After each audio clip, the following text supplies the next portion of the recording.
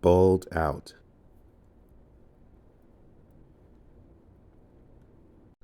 The big diesel surveyed the shed. Not bad, he said. I've seen worse.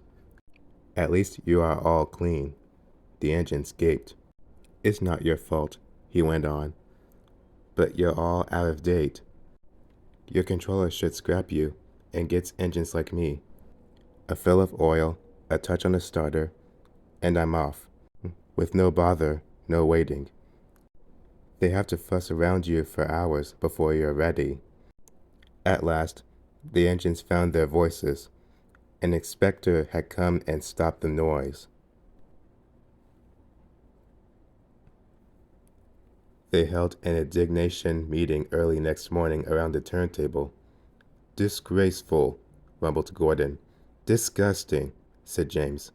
Despicable, spluttered Henry. To say such things to us, burst out Donald and Douglas, is to teach them a lesson we'd been wanting. But no one had any good ideas, and at last they all went off to work, except for Duck and Stepney. Never mind, said Duck. We'll be sure to think of something. We'll have to be quick then, warned Stepney. But their chance came sooner than expected. Diesel purred comfortably. He was being warmed up well before time. An inspector watched a fitter making adjustments.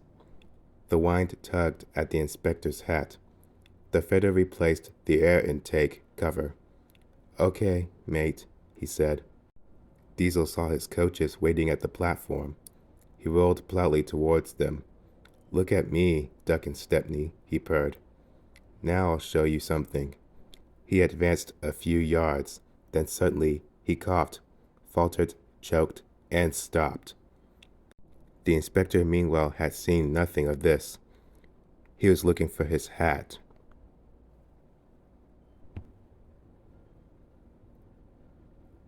Can we help you at all? Asked Duck and Stepney sweetly. Diesel seethed with baffled fury as they pushed him back to the shed. My hat, exclaimed the inspector as the cavalcade went by. Bother your hat, said Sir Topham Hatt crossly. The train's due out in 10 minutes. I guess you'll have to take this train, Duck. Duck looked doubtful, but when Stepney asked, Can I help him, sir? He felt better. Sir Topham Hatt was pleased, too, and hurried away almost cheerfully to make the arrangements.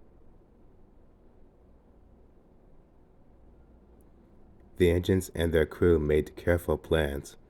A good start's everything on a job like this, warned Stepney. So, as they backed down, they dropped sand on the rails, rolling it firm with their wheels. Both controllers were there to see them off.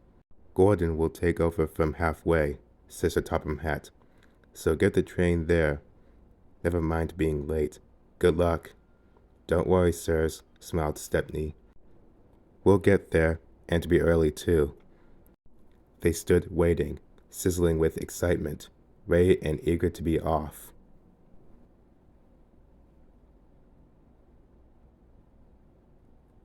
At last, the conductor's flag waved. The engines dug their wheels into the sand and gave a mighty heave. Come on, come on, puffed Duck while Stepney barked excitedly in front. Moving carefully over the points, they reached the open line.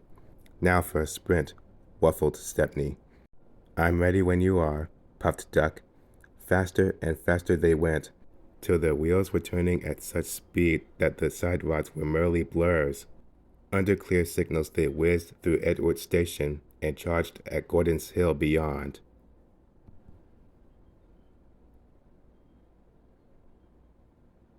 They felt the drag of their 15 coaches here. It was hard work, but once over the top, the last 10 minutes were plain running, and they swept into the big station in fine style. Hello, said Gordon. You're early. That's one in the headlamp for old Diesel.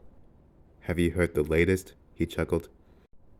Diesel had sucked the inspector's hat into his air pipe. That's why he broke down. James says he's sick as boiler sludge and sulking in his shed.